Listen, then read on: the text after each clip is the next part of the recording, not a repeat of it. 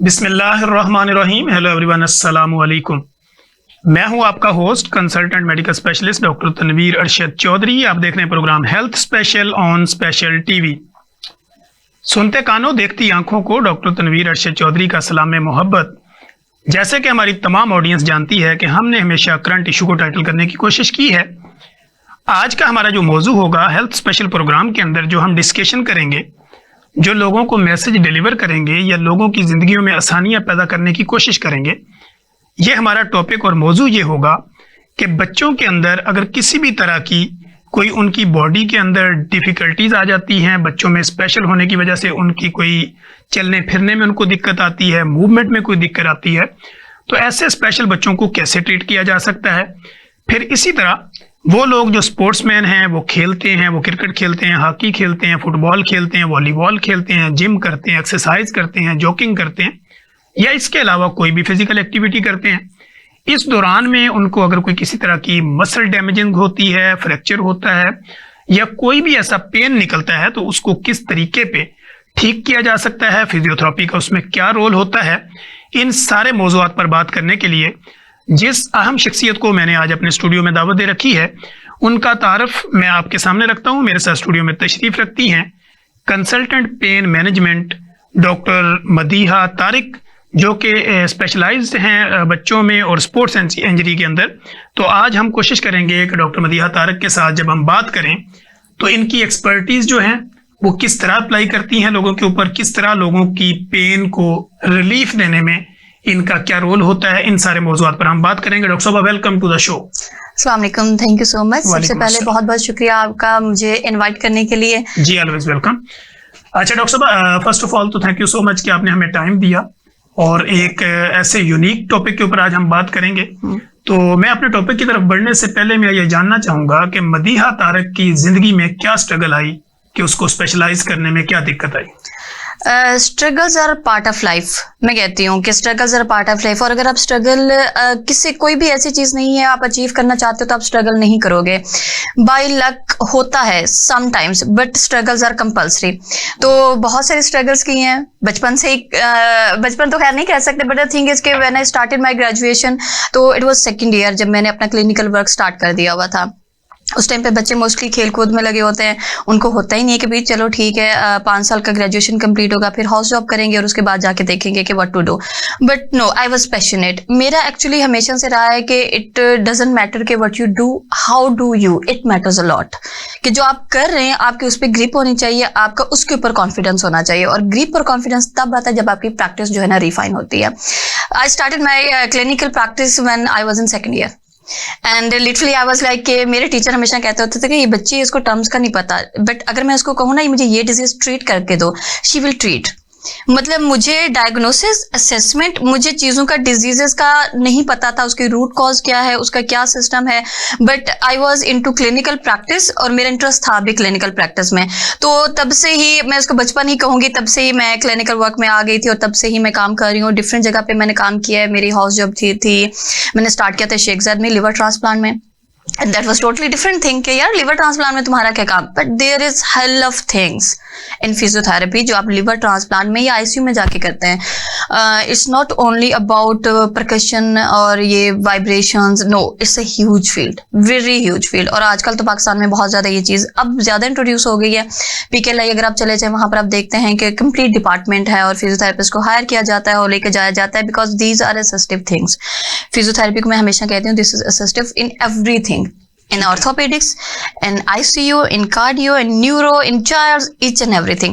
Then I was shifted to Jinnah Hospital. 1.5 साल मैंने वहाँ पे काम किया ऑर्थोपेडिक वार्ड में। Then I was shifted to neuro surgery and मेरी स्पेशलाइजेशन पीड्स में है। ठीक है। बट पीड्स में आने से पहले मैं स्पोर्ट्स में जा चुकी हुई थी। ठीक है। As I told you कि मैं बिलीव करती हूँ वर्क के ऊपर और मैं रहती हूँ into these things। तो लाइव मैचेस कराना on ground, national international players दोनों वहाँ पे इंक्लूड होते थे, और उनके वनडे है, T20 है, कुछ भी उनके मैचेस करवाना, उनके ऑन ग्राउंड off ground सारी preparation, each and everything, I was totally into that. But then I suddenly realized, in fact मेरे पेरेंट्स ने भी कहा कि you should go for peds। और उस टाइम पे बिल्कुल न्यू इंट्रोड्यूस हुआ था पाकिस्तान में। तो मैंने एडमिशन लिया MS स्पीड्स में और आई वाज अ पायनियर अल्हम्दुलिल्लाह। तो यस देन उसके बाद राइजिंग सन स्पेशल चाइल्ड्स के लिए पाकिस्तान में लाहौर में बहुत अच्छे इंस्टीट्यूट है, वहाँ पर हमारी प्रैक्टिसेस रही हैं। उसके बाद न्यूरो सर्जन के साथ मैंने काम स्टार्ट किया, पीडियाट्रिक न्यूरो सर्जन के साथ। बिकॉज हमेशा से मेरी एक चीज़ रही है कि सिर्फ ऊपर ऊपर से चीज़ों को नहीं देखना, ये नहीं है कि ये मूवमेंट कराओ वो मूवमेंट कराओ, दैट्स इट। इन डेप्थ में जाना चाहिए। ठीक, आपको पता होना चाहिए जो इश्यू है उसकी रूट कॉज क्या है, उसकी कॉम्प्लिकेशंस क्या हैं। आप उसको लेके चलेंगे तो आप अच्छे रिजल्ट्स लेके आ सकते हैं चीजों में। यस। तो बीइंग अ फीमेल्स, क्या हर्डल्स आपने फील की और क्या आप फीमेल्स के लिए क्या पैगाम देती हैं कि अगर वो इस फील्ड में आना चाहती हैं तो उसको किस तरह इसको अपने साथ लेके चलना चाहिए? फीमेल्स के लिए नहीं, हर्डल्स दोनों के लिए होती हैं, मेल्स के लिए भी फीमेल्स के लिए भी। और मुझे लगता है कि फीमेल से ज्यादा मेल्स के लिए हर्डल्स हैं। ठीक है, तो हर्डल्स दोनों के लिए होती हैं, लेकिन आपने काम करना होता है। आपने मोस्ट जो मैं आपको बताऊं, पाकिस्तान में इशू चल रहा है कि जो प्राइवेट यूनिवर्सिटीज का है, इवन के हाउस जॉब भी नहीं ऑफर करते। ग्रेजुएशन करा के बस छोड़ दी, उन्होंने फीसें अपनी ले ली हैं, दैट्स इट। तो उनको फिर हाउस जॉब ढूंढने में इतना मसला होता है, रेफरेंसेस चाहिए। पाकिस्तान का सिस्टम इतना बेड़ागर्क हो चुका है कि आपको बहुत बड़ी सिफारिश चाहिए, उसके बाद आपको रिश्वत चाहिए और पता नहीं क्या क्या सर्कमस्टांसेस से गुजर के आगे आना पड़ता है। तो ये मसले बहुत ज्यादा होते रहे हैं और मेरे साथ भी हुए हैं। ठीक, तो that was not easy, that was a difficult journey. Yes. अच्छा, आम पब्लिक जो हमारी हमें देख रही होगी, सुन रही होगी, या कभी भी हमें सर्च करेगी, किसी भी जगह पे हमें वो देखेगी, सुनेगी, तो वो कैसे ये उनको पता चले कि एक गुड फिजियोथेरेपिस्ट क्या होती हैं या क्या होते हैं और किस तरह उनको अप्रोच किया जाता है और उनकी जो स्पेशलिटी होती है उसको किस तरह अपनी बॉडी पे अप्लाई करवाया जा सकता है? यस, गुड फिजियोथेरेपिस्ट, सबसे पहले तो फिजियोथेरेपिस्ट को पता होना चाहिए कि व्हाट इज फिजियोथेरेपी। ठीक, किताबें पढ़ के, या इनफैक्ट अभी तो दो लिटरली 6 मंथ्स के डिप्लोमास कुछ यूनिवर्सिटीज़ करवा रही हैं। एंड मैंने ऐड नहीं किया आपको कि रिसेंटली पेप्टा के इलेक्शंस हुए हैं, I been elected as a general secretary for PEPTA Punjab, और इस चीज़ पे हम बहुत स्ट्रिक्ट एक्शन ले रहे हैं कि ये 2 मंथ्स के 6 मंथ्स के कोर्स करवाए जा रहे हैं, डिफरेंट वर्कशॉप्स करवाई जा रही हैं, जिसका आगे पीछे का कोई पता नहीं है, इंस्ट्रक्टर कौन है वहाँ पे। पेप्टा इज पाकिस्तान फिजियोथेरेपी एसोसिएशन। ठीक है, जिस तरह से कोई भी एक फील्ड होती है, कोई भी एक कैटेगरी होती है, मतलब मेडिकल है उसमें कैटेगरीज हैं, ऑर्थोपेडिक है, पीडियाट्रिशियन है। यस, अब पेप्टा दे आर रिप्रेजेंटेटिव्स। अगर कोई भी इशू आ रहा है हमारा, आप कह लें कि डिस्ट्रिक्ट लेवल पे आ रहा है या हमारा नेशनल लेवल पे आ रहा है, तो इंटरनेशनल लेवल पे हमें प्रेजेंट करना है, तो हमारी पेप्टा ही प्रेजेंट करेगी उस चीज़ को। We are regulatory bodies basically. हमारे जितने भी जूनियर्स के इश्यूज आ रहे हैं या हमारे सीनियर्स के फिजियोथेरेपी के इश्यूज तो चल ही रहे हैं, सबको पता है। तो उन सारी चीज़ों को कॉप अप करने के लिए हर एसोसिएशन की तरह हमारी भी एसोसिएशन है। ठीक है, तो खैर इसमें ये है कि वो एसोसिएशन फिर सारे डिलीवर करती है, मतलब आप लेते हो उनके प्रॉस एंड कॉन्स और उसको जाके आगे जितना हमारे से मैक्सिमम होता है हम उसको आगे लेके जाते हैं। वेल द थिंग इज कि फिजियोथेरेपी ये है कि आपको पता होना चाहिए कि फिजियोथेरेपिस्ट का काम क्या है। ठीक है, इट्स नॉट जस्ट के रेंज ऑफ मोशन करा दें, आप उनकी जो है ना जी स्ट्रेचेस करवा रहे हैं, दैट्स इट। वही एक कंप्लीट बात है। आपको पता होना चाहिए व्हाट इज मैनुअल थेरेपी, कि भाई आपने सिर्फ जिस तरह से आजकल बहुत इसकी चल रही है कि जी मशीन्स हैं, मशीन से ट्रीटमेंट, ये वो, machine is just nothing. These all things are accessory things, आपने साथ लेके जानी है।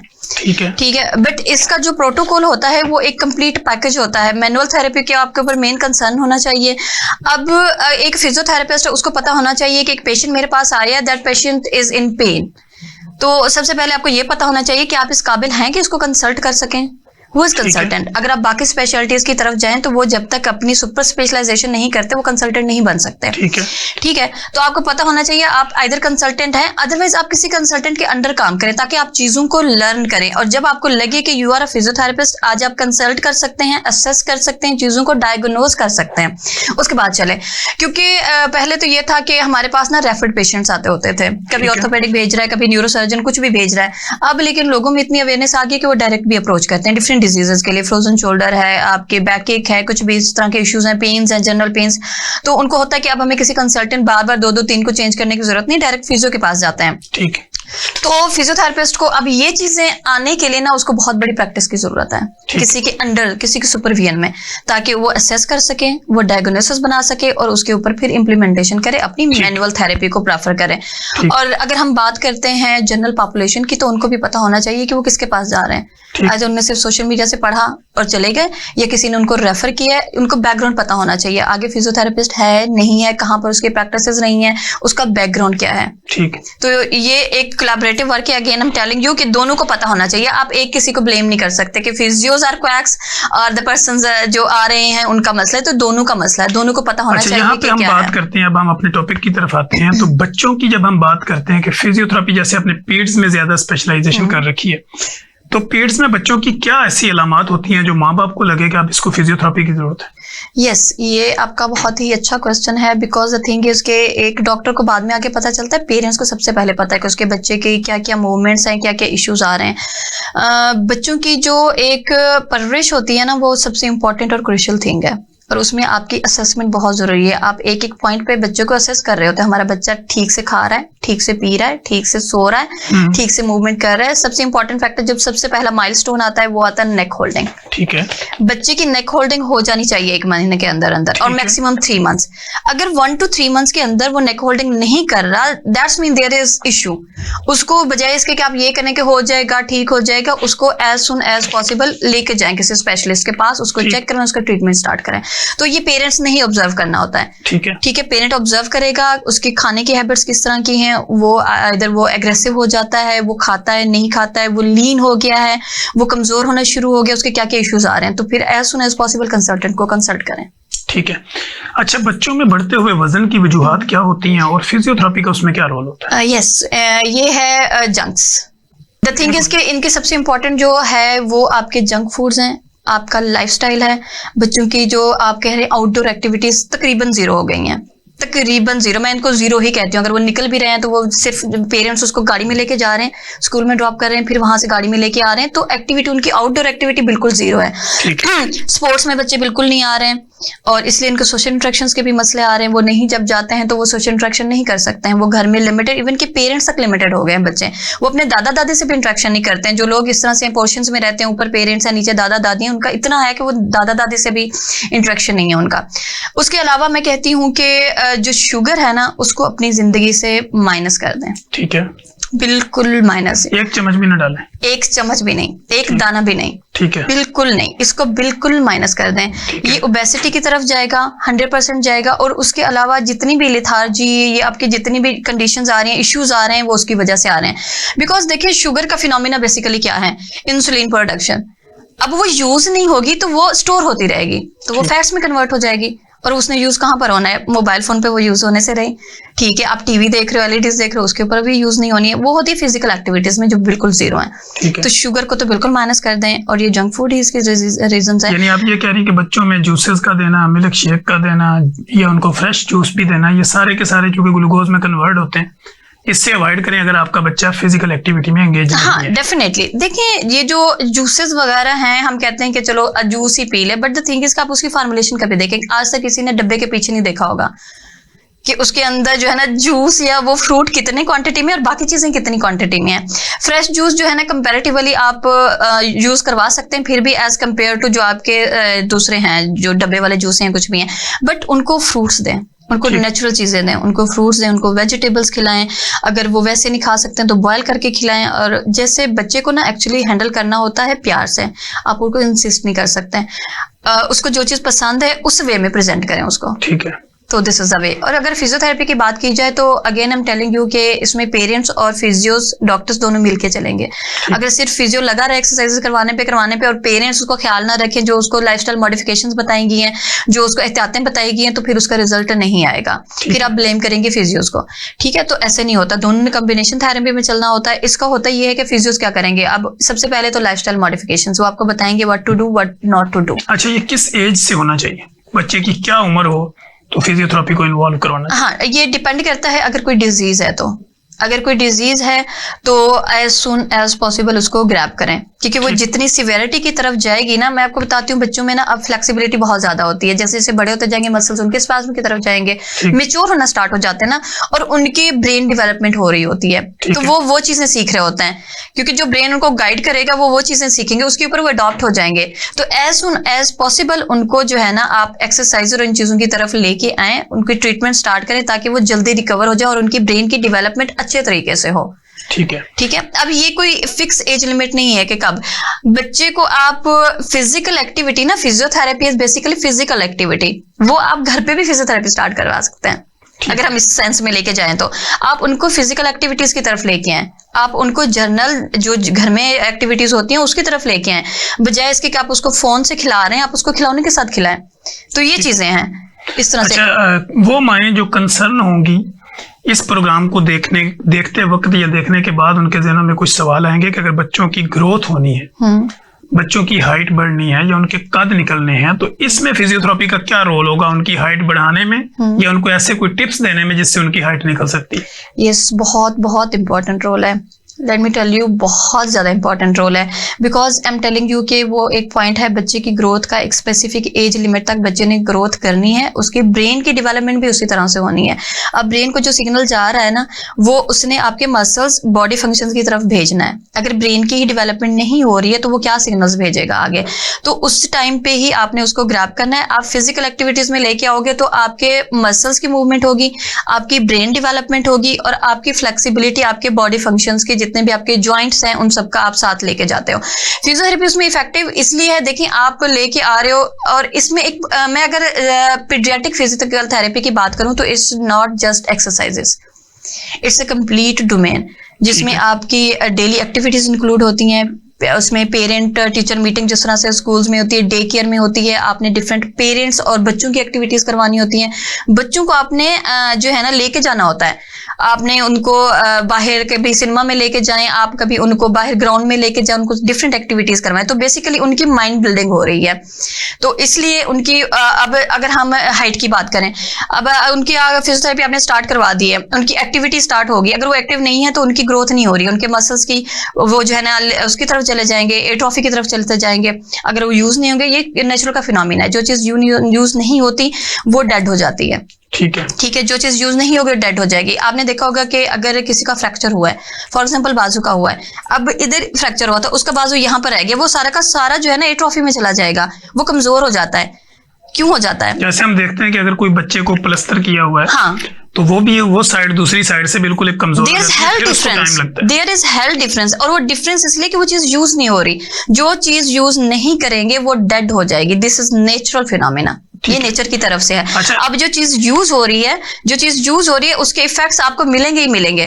फिजियोथेरेपी में एक्टिविटीज हो रही हैं, आपकी पूरी बॉडी मसल्स, जॉइंट्स, लिगामेंट्स के साथ साथ आपका ब्रेन यूज हो रहा है, आपके वो सारे न्यूरॉन्स, वो सारी चीजें एक्टिवेट हो रही हैं। उसमें आपके हाइट वाले भी सेल्स हैं, उसमें आपकी ग्रोथ के भी हैं, उसमें डेवलपमेंट भी है, उसमें मोटर भी फंक्शंस भी हैं, each and everything is added. तो वो उस तरह से आप अपने जो है ना गोल्स को अचीव कर सकते हैं।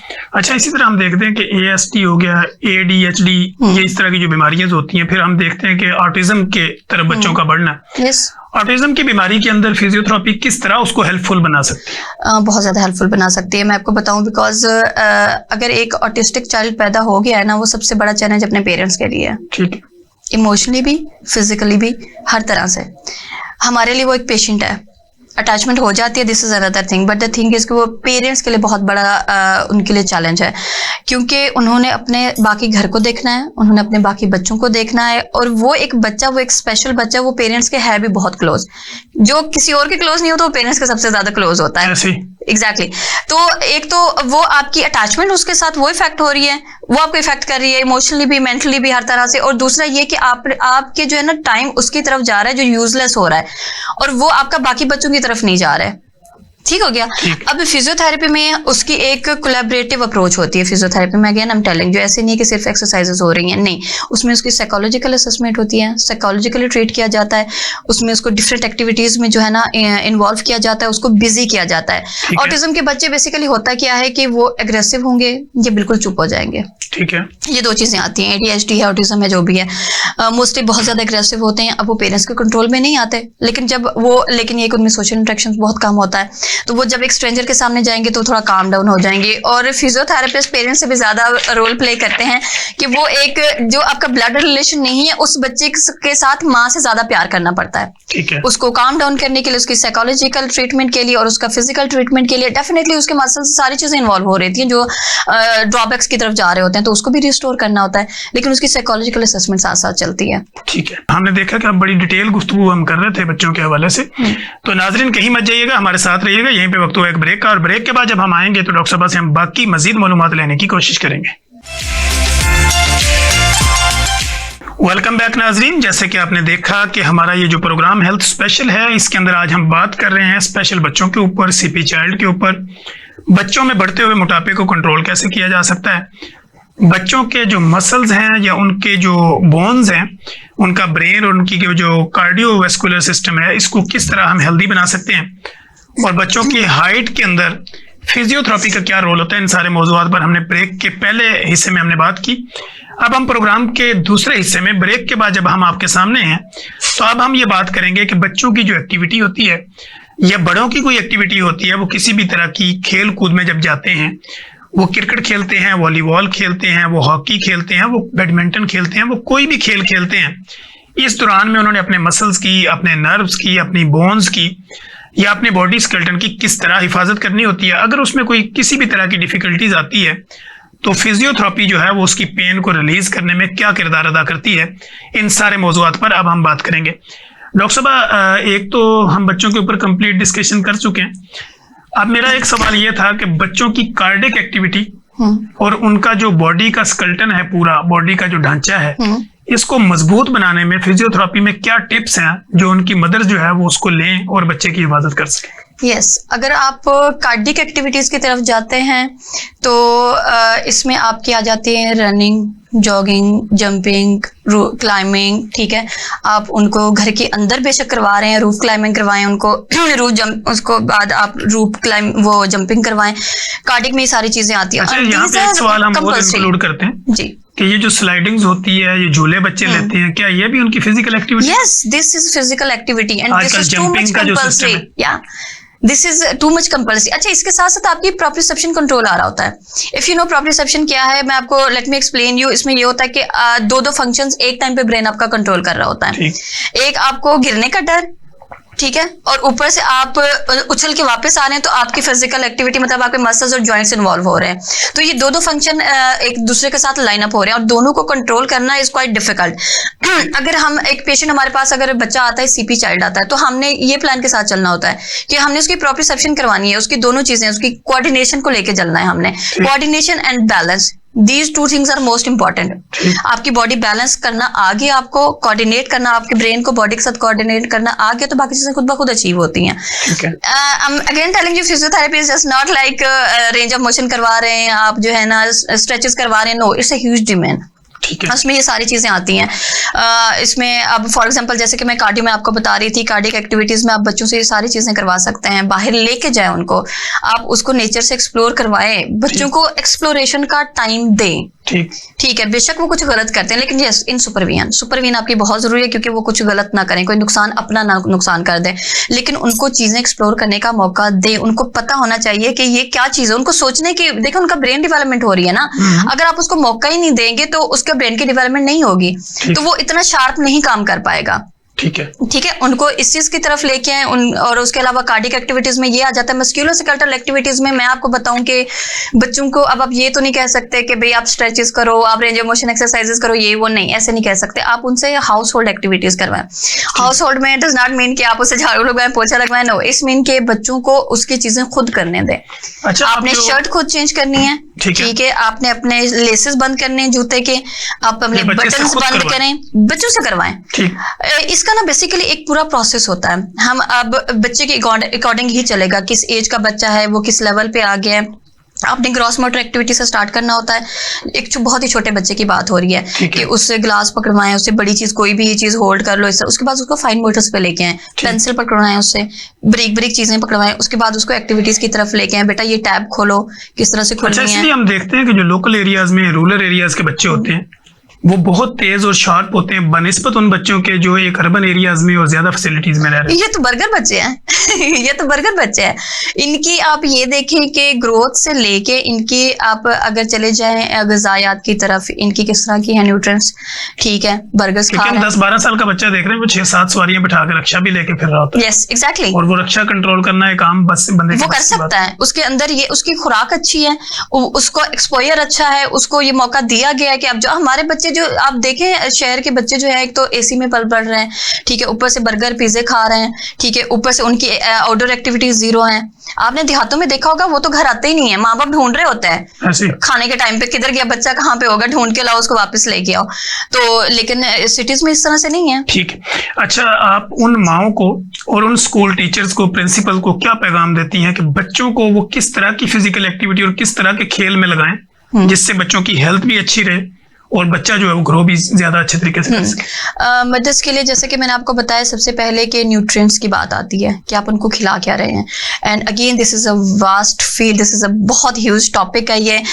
कौन सी एज के बच्चे को क्या खिलाना चाहिए, कौन सी एज के बच्चे को क्या खिलाना चाहिए, मतलब फीडर पे लगा रहे हो आप, फोन्स पे लगा रहे हो, उसको फिजिकल एक्टिविटी में नहीं लेके आ रहे हो, न्यूट्रिएंट्स में क्या क्या उनको देना चाहिए, आयरन रिच फूड देनी चाहिए, ठीक है, उसके अलावा उनको सी रिच फूड देनी चाहिए, उसको हेल्दी फैट खिलाएं आप लोग, ठीक है। इस तरह की चीजें आप उनके न्यूट्रिएंट्स में लेके आए, सिर्फ उसको डब्बे के दूध पे ना डालें। डब्बे के दूध के बाद आपको पता होना चाहिए कि उसको लिक्विड डाइट कब देनी है, लिक्विड के बाद आपने उसको सॉलिड डाइट कब देनी है, और आपके पास ये प्रॉपर प्लान होना चाहिए। मदर्स को पता होना चाहिए। मुझे लगता है कि मदर साइकोलॉजी जो है ना, उसके ऊपर पेरेंटिंग के ऊपर एक कंप्लीट एक और प्रोग्राम होना चाहिए। Parenting is too much compulsory thing. एक अच्छा पेरेंट और बुरा पेरेंट, ये this is a huge difference. अच्छा या बुरा पेरेंट कोई नहीं होता, लेकिन पेरेंटिंग आपको अच्छा या बुरा डिस्क्राइब करती है। ठीक है, अच्छी पेरेंटिंग अच्छा पेरेंट बनाती है, बुरी पेरेंटिंग बुरा पेरेंट बनाती है। खैर, कम टू द पॉइंट कि उनको अपनी न्यूट्रिएंट्स ग़िज़ायात का पता होना चाहिए। उसके बाद फिजिकल एक्टिविटीज करवाएं बच्चों से, उनको आप लेके जाएं, ग्राउंड्स में लेके जाएं, उनसे घर में काम करवाएं। जैसा से मैंने कहा है कि बटन खुद बंद करें, अपने कपड़े खुद उतारें, खुद जो दिल करता है करने दें बच्चे को, अंदर सुपरविजन। अच्छा, बड़ों में अगर कोई स्पोर्ट्स इंजरी हो जाए, अगर कोई फास्ट बॉलर है, उसके बॉलिंग के दौरान में किसी मसल्स के अंदर पेन निकल आए, या कोई बैट्समैन है तो बैटिंग करते हुए उसके शोल्डर में कोई पेन निकला है, तो इसको मैनेज करने का बेहतरीन तरीका क्या है? ठीक है, ऑन ग्राउंड मैनेजमेंट जो है ना, मैंने आपको जैसे बताया, मैंने बहुत सारे लाइव क्रिकेट मैचेस करवाए हुए हैं, क्रिकेट में मेरा ज़्यादा एक्सपीरियंस है। तो ऑन ग्राउंड इंजरीज बहुत कॉमन है, और उसके पीछे रीज़न यही है कि उनके साथ कोई स्पेसिफाइड फिजियोथेरेपिस्ट अटैच नहीं है जो उनको वार्म अप पीरियड बताएं, उनको कूल डाउन पीरियड बताएं। उनको देखिए, इंपॉर्टेंट पता है क्या होता है, ग्राउंड में जाना इंपॉर्टेंट नहीं होता है। इंपॉर्टेंट ये होता है कि आपको पता है आप तैयार हैं ग्राउंड में जाने के लिए, मेंटली, कि अगर आपने बॉलिंग करवानी है तो किस एंगल पे आपको जोर लगाना है, मेंटली, फिजिकली, इमोशनली, कि आप तैयार हैं ग्राउंड में जाने के लिए, लेकिन आप फिर भी पहुंच जाते हैं, स्टिल इंजरीज हो जाती है। सबसे पहले इंपॉर्टेंट चीज तो ये है कि उनको ग्राउंड पे जाने की प्रिपरेशन होनी चाहिए, उनको करवानी चाहिए। उसको हर एक एकेडमी के साथ एक फिजियोथेरेपिस्ट अटैच होना चाहिए जो उनको complete guideline they, and this is too much compulsory. अगर फॉर एग्जांपल वो ग्राउंड में पहुंच गए हैं और वहां पर उसकी इंजरीज हो गई हैं, तो सबसे इंपॉर्टेंट फिनोमेना एक ही आता है, राइस का, उसको हम राइस कहते हैं, रेस्ट, आइस, कंप्रेशन, एलिवेशन। उसके अलावा आप कुछ नहीं कह सकते हैं। ठीक, उस टाइम पे आप कुछ भी नहीं कर सकते हैं। बट यस, उसके फिर पोस्ट जो है ना ग्राउंड, उसकी मैनेजमेंट स्टार्ट हो जाएगी, उसकी फिजियोथेरेपी स्टार्ट हो जाएगी, उसकी डिफरेंट टास्क एक्टिविटीज होगी, वो सारी चीजें स्टार्ट हो जाएंगी। सबसे पहले अगर कोई भी इशू हुआ है ना, तो उसको रेस्ट दे। ठीक, रेस्ट का मतलब ये नहीं जाके सो जाएं, रेस्ट का मतलब ये कि स्पेसिफिक पॉइंट जिसके ऊपर इशू हुआ है ना, उसको आप रेस्ट करवाएं। ठीक, वो रेस्ट में होना चाहिए। आइस अप्लाई करें, उसके बाद उसको एलिवेशन में लेके जाएं, कंप्रेशन बैंडेज अप्लाई कर दें। आजकल केटी टेपिंग बहुत ज्यादा फेमस हुई हुई है, आपने देखा ही होगा, इंटरनेशनल से स्टार्ट हुई थी, अब नेशनल में भी बहुत ज्यादा इन हुई हुई है। KT taping is really very good in sport activities, वो आपको बहुत सपोर्ट देती हैं ऑन ग्राउंड परफॉर्म करने के लिए, क्योंकि हमारे यहाँ ये परमिशन तो उनको है नहीं, अगर कुछ इशू हुआ है तो वो ग्राउंड छोड़ के चले जाए, वो जाना भी नहीं चाहते हैं, बिकॉज पीछे अच्छा, एक अच्छा फास्ट बॉलर जो है उसको, उसकी प्रिपरेशन क्या होनी चाहिए, किस तरह वो ग्राउंड में उतरे कि वो अपने आप को इंजरी से बचा सके? फास्ट बॉलर को पता होना चाहिए कि उसने अब कौन से मसल्स को यूज करना है। उसने अपना बाजू यूज करना है, उसने भागना है, अपनी टांगे यूज करनी है, उसकी पूरी बॉडी की अलाइनमेंट आती है। देखिए स्पोर्ट्स पर्सन का कोई स्पेसिफिक नहीं कह सकते आप, उसके हाथ की एक्सरसाइज होनी चाहिए, उसके पाँव की होनी चाहिए, किसकी नो, उसकी पूरी बॉडी यूज होनी है। उसको आपने ग्राउंड में उसको जाने से पहले अपना वार्म अप करना ही करना है। ठीक है। उसको टाइम नहीं मिल रहा तो वो नहीं परफॉर्म करेगा, ठीक है। उसको टाइम निकालना है उसके लिए, वार्म अप करे अपना, उससे पहले उसका प्रोसेस होना चाहिए, उसको अपनी बॉडी को प्रिपेयर करना है। उस फॉर एग्जाम्पल अब कोई भी उनका इवेंट आता तो ऐसा तो नहीं होता कि सडन आ गया, ठीक है ना, वो पहले से डेट्स आती हैं तो वो पहले से उसके प्रैक्टिस स्टार्ट कर दे। और वो अपने फॉर एग्जांपल उसके अब कौन से मसल्स यूज हो रहे हैं उसको तो नहीं पता है, तो उसको किसी ऐसे स्पेशलिस्ट के साथ अटैच होना चाहिए जो उसको गाइड करे प्रॉपर कि भाई आपने ग्राउंड में जाना है तो आपकी ये चीजें इन्वॉल्व होनी है, उसमें इन चीजों के ऊपर आपका फोकस होना चाहिए। 2 तरह के प्लान्स होते हैं, जनरलाइज एंड सेंट्रलाइज्ड। ठीक है। जनरलाइज में आपकी पूरी बॉडी इंक्लूड होती है, सेंट्रलाइज में फिर वो होती हैं जो स्पेसिफिकली मैक्सिमम चीजें यूज होती हैं उस टाइम पे, जो मसल्स या जॉइंट्स यूज हो रहे होते हैं उसके ऊपर ज्यादा फोकस करते हैं। नॉर्मली भी आपको लेके चलना होता है, आप ऐसे नहीं इग्नोर नहीं कर सकते हैं। ठीक है। एक अच्छा फील्डर जो है, जो अच्छी फील्ड करना चाहता है, वो किस तरह की एक्सरसाइज को अपनी जिंदगी का हिस्सा बनाए तो किसी भी इंजरी से, लिगामेंट से या टिश्यू डैमेज होने से अपने आप को बचा सके? देखिए जी, अगेन सारे स्पोर्ट्समैन का सेम ही आता है, पूरी बॉडी को इन्वॉल्व करना है। ठीक है। जिम ज्वाइन करें अंडर ट्रेनर, खुद से नहीं करना है कुछ भी, बिकॉज यू आर रिप्रेजेंटेटर्स। आप एक नॉर्मल इंसान नहीं है, you should know these things. आप एक नॉर्मल इंसान नहीं है, आप पाकिस्तान को प्रेजेंट कर रहे हो नेशनल लेवल पे, इंटरनेशनल लेवल पे, तो इतने लोगों की उम्मीदें आपसे होती हैं, लोगों के दिल टूट जाते हैं। तो आपको ये ख्याल रखना चाहिए कि आपने अगर किसी को प्रेजेंट करना है ना तो आपको ज्यादा उल्टा कॉन्शियस होना चाहिए। तो आप अपनी तैयारी पूरी करें, आप जिम ज्वाइन करें अंडर सुपरविजन, एक अच्छा ट्रेनर आपके साथ होना चाहिए।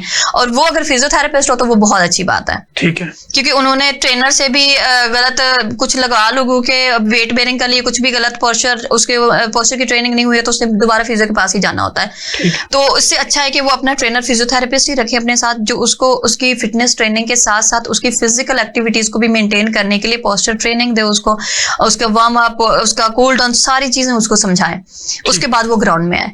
ठीक है। तो दिस इज द थिंग। अच्छा, वो बैट्समैन जो लॉन्ग बैटिंग करते हैं, अगर टेस्ट मैच की बात करें तो उनका चूंकि जो पोस्चर होता है वो अपनी गर्दन का और शोल्डर का, वो उनको स्टिल एक लॉन्ग टाइम तक पिच के ऊपर रहना होता है। तो being a consultant pain management and physiotherapist, आप स्पोर्ट्स इंजरी की एक्सपर्ट हैं, तो आप उनको क्या ऐसे टिप्स देंगी कि वो उसको फॉलो करें तो अपने आप को पेन से बचा सकें? स्ट्रेंथ ट्रेनिंग, स्ट्रेंथ ट्रेनिंग, इसमें 2 चीजें आती हैं, एक होता है आपका एंड्योरेंस, एक होती है आपकी स्ट्रेंथ। ठीक है। ठीक है, ये 2 डिफरेंट चीजें हैं। मैं आपको बताऊं, फॉर एग्जांपल एक बंदा पूछता है कि आप कितना वेट उठा सकते हो। ठीक है। जी मैं 70 kg उठा सकता हूँ, मैं 100 kg उठा सकता हूँ। दिस इज योर स्ट्रेंथ, ये आपकी ताकत है कि आप कितना उठा सकते हो, कितने टाइम तक उठा सकते हो, 5 मिनट, 10 मिनट, आधा घंटा। This is your endurance. ठीक है। अपनी इंड्योरेंस के ऊपर काम करें। ठीक है। अगर बैट्समैन है तो वो फोकस करे कि मैंने जिस हिस्से को ज्यादा इस्तेमाल करना है उसकी ट्रेनिंग भी उतनी ज्यादा होनी चाहिए। ऑब्वियसली आपने practice makes a man perfect. ठीक है।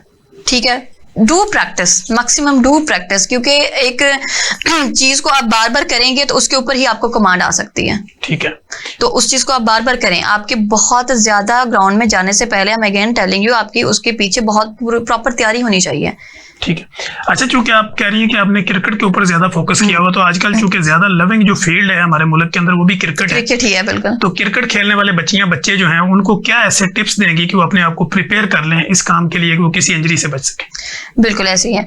अच्छा, इसमें ये है कि again I am telling you कि उनको अपनी ट्रेनिंग खुद भी करनी है, क्योंकि आप जितने भी इंस्टीट्यूट्स में जाएं, मैं तो सबसे पहले इंस्टीट्यूट्स को ही कहूंगी कि वो अपने साथ अटैच रखें फिटनेस ट्रेनर्स को, फिजियोथेरेपिस्ट को, क्योंकि वो बच्चा आपके पास आया, उसने आके एनरोलमेंट लिया, आपको फीसें दे रहा है, तो आपका बनता है कि आप उसको कंप्लीट पैकेज दो। ठीक है। अब बच्चे को नहीं पता खुद से जाके मैं किसको जाके कंसल्ट करूं, मैं कहाँ से ये चीजें लर्न करूं, वो बच्चे फिर यूट्यूब करना स्टार्ट कर देते हैं।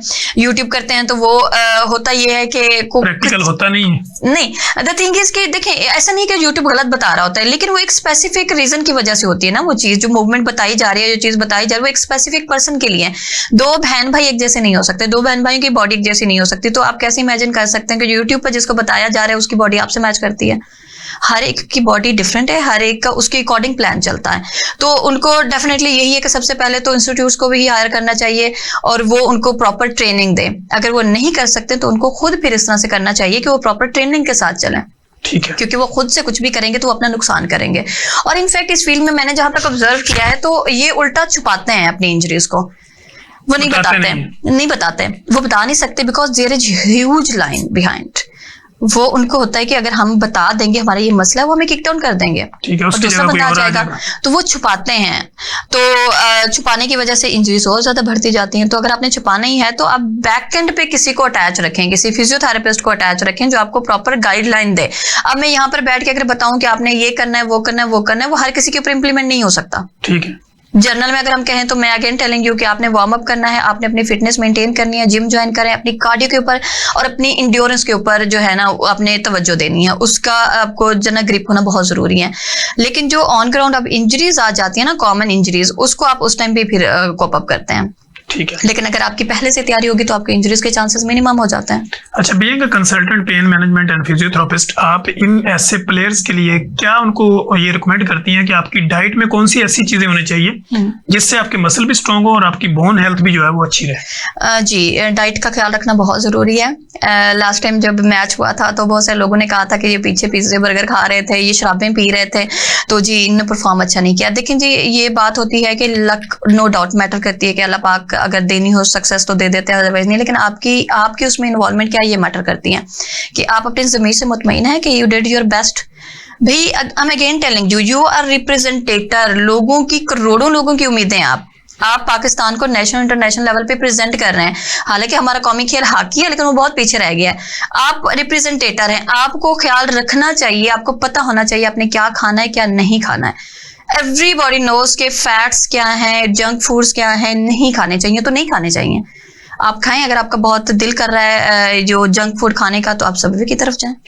लेकिन अगर खाते हैं तो फिर फिजिकल एक्टिविटी उतनी अपने आप को यस, दिस इज नहीं खाना। देखिए, हेल्दी फैट्स खाएं ना, हेल्दी फैट्स भी हैं। आप अपनी न्यूट्रिएंट्स, मिनरल्स, उसको आप कंप्लीट रखें। And important thing is water intake, either their child, आप अगर बच्चों की बात करें या बड़ों की बात करें, वाटर इनटेक मैक्सिमम होनी चाहिए।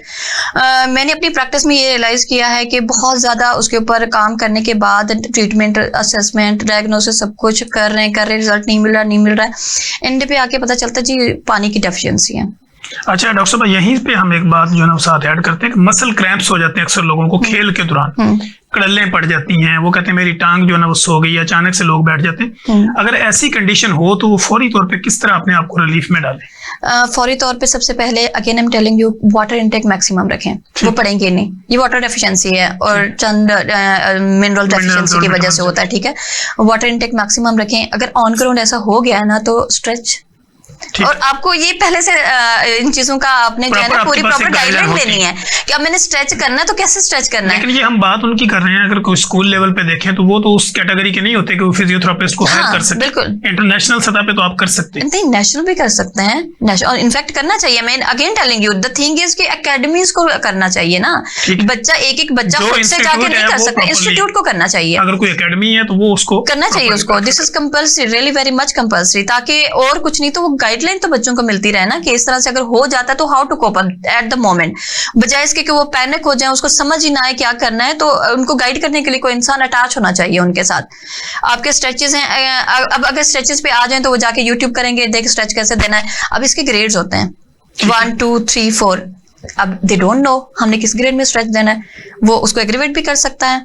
अगर आपने गलत एंगल पे स्ट्रेच दिया है या आपने गलत फोर्स लगाई है तो वो सिम्टम्स को एग्रीवेट कर देगा। Thank you so much doctor Madiha Tariq, आप हमारे साथ थी। आपने बड़ी जबरदस्त बेस्ड ऑन साइंस गुफ्तगू करके हमारे देखने वालों की जिंदगियों में आसानियां पैदा करने की भरपूर कोशिश की। हमारे पास लास्ट 2 मिनट है, उसमें डॉक्टर मदीहा तारक का पब्लिक के नाम क्या पैगाम और पब्लिक आपसे कांटेक्ट कैसे करें? ओके जी, सबसे thank you so much. Public के नाम पैगाम है कि I am paediatric physical therapist, तो मैं तमाम माओं को यही कहूँगी, जिस तरह से हमने पूरे प्रोग्राम में इस चीज़ को बड़े एलाबोरेट किया है, बहुत ज़्यादा एक्सप्लेन किया है कि आपकी मॉनिटरिंग बहुत ज़रूरी है। आपको पता होना चाहिए किस टाइम पे आपका बच्चा क्या कर रहा है, किस तरह से कर रहा है, उसकी सारी एक्टिविटीज़ मुकम्मल है, उसकी ग्रॉस मोटर स्किल्स, उसकी brain development, each and everything is complete. अगर नहीं है तो डू कंसल्ट, आप कंसल्ट करें, उसके न्यूट्रिशन का ख्याल रखें, आपको पता होना चाहिए आप क्या खिला रहे हो, आपको क्या खिलाना चाहिए। और ये क्योंकि बच्चों की तो डेवलपमेंट एज है, इस टाइम पे ही उन्होंने जो भी अडॉप्ट करनी है चीजें, इस टाइम पे अडॉप्ट करनी है, वो लाइफ टाइम उनके साथ चलेगी। उसके अलावा हमने स्पोर्ट्स की बातें की है, तो स्पोर्ट्स में भी यही है कि आपको पहले से ही उसके साथ अटैच होना चाहिए।